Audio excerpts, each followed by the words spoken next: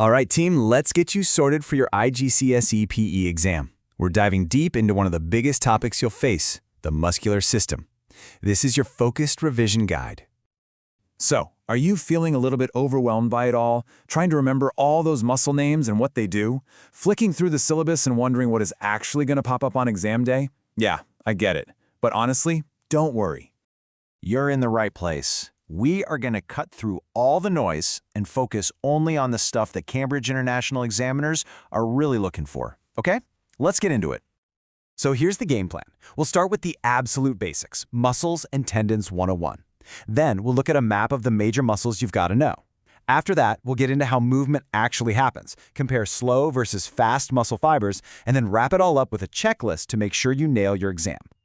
First things first, let's build a solid foundation. You know, it's kind of like a car. You can't really understand how it moves unless you know how the engine connects to the wheels. It's exactly the same with the human body. It's actually pretty simple. Your muscles are what create the force, right? But they need a way to connect that force to your skeleton to make you move, and that's where the tendon comes in. Think of it as this super tough, fibrous rope that acts as the bridge. When your muscle contracts, it pulls on the tendon pulls on the bone, and bam, you get movement. It's a simple link, but an absolutely vital one. All right, let's move on to your exam hit list. You are definitely going to be expected to identify the location and main function of these key muscles. So let's run through them nice and quick. Okay, we're going to use this one diagram to pinpoint the muscles you need.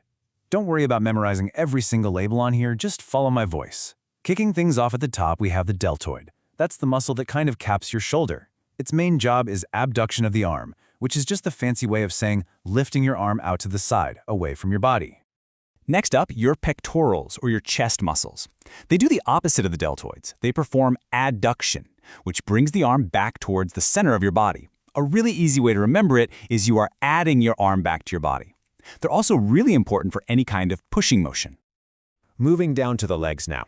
At the front of your thigh, you'll find the quadriceps group. This is a massive, powerful set of muscles, and their main job is to extend the leg at the knee joint.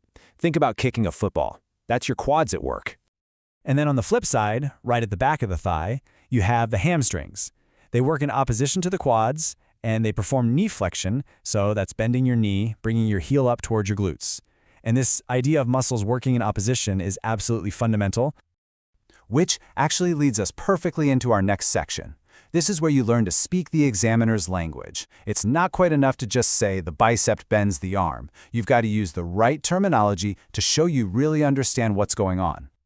And the most important term you need to know here is antagonistic pairs. See, muscles can only pull, they can't push. So for any movement to happen, they have to work in teams. The main muscle that's contracting to create the movement is called the agonist. At the exact same time, its partner muscle has to relax and lengthen to allow that movement to happen. We call that one the antagonist. And this image shows it perfectly with a classic bicep curl. As you lift the weight up, the biceps contracts to bend the elbow, making it the agonist. The triceps, on the back of the arm, has to relax and lengthen, so it's the antagonist. But here's the cool part. When you lower the weight, the roles completely reverse. So we know muscles work in pairs to make us move, but the type of contraction they do can be different.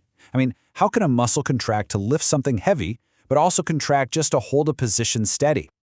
This little table is exam gold, seriously. First, you have isotonic contractions. That's where the muscle's length changes. This breaks down into two types. You've got concentric, where the muscle shortens, like the up phase of that bicep curl. Then you've got eccentric, where the muscle actually lengthens under tension, like when you're controlling the weight on the down phase. And then there's isometric. Iso means same and metric means length. So here, the muscle contracts, but it doesn't change length at all. Holding a plank is the perfect example of that. Okay, let's zoom in even closer. Let's pop the hood and look at the different engine types you have inside your muscles. This is all about slow and fast-twitch muscle fibers. This comparison table is pretty much all you need to know. Slow-twitch fibers, or type 1, are your endurance engines. They create a low amount of force, but they can go on forever because they're super resistant to fatigue. That's because they use oxygen for energy. That's the aerobic system. Fast-twitch fibers, or type 2, are your powerhouses. They generate a huge amount of force, but they get tired really quickly because they work anaerobically, without oxygen. So if you think about a marathon runner, their muscles are going to be packed with these slow twitch fibers. They need to keep up a steady effort for hours, and that is exactly what these fibers are built for. On the other hand, a 100-meter sprinter or maybe a weightlifter relies almost completely on their fast-twitch fibers. They need that incredible, explosive burst of maximum power that only lasts for a few seconds.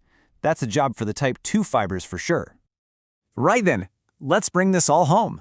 If you've been taking notes, this is the slide to circle, star, highlight, whatever you need to do. This is your final checklist for what you absolutely must know to smash the muscular system questions on your exam. So, to wrap it all up, here's the game plan. First, know the location and function of those major muscles we pointed out.